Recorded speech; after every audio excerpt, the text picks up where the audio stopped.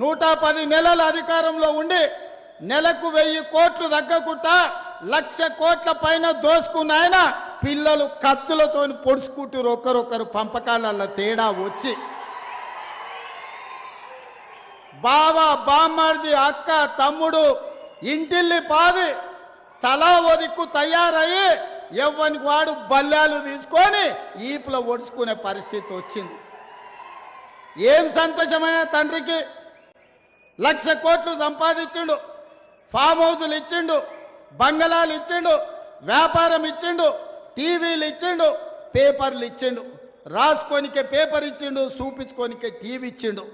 కానీ వాళ్ళకు ప్రశాంతత కానీ ఆనందం ఇవ్వగలిగిండా? దోపిడీ సొమ్ము ఇవాళ కుటుంబంలో చిచ్చు పెట్టింది. ఇవాళ వాళ్ళు కొట్లాడుకొని ఉరుమి మంగళ మీద పడ్డట్టు వాళ్ళు పొడుచుకునేది విడిచిపెట్టి మన పేర్లు తీసుకుంటారు.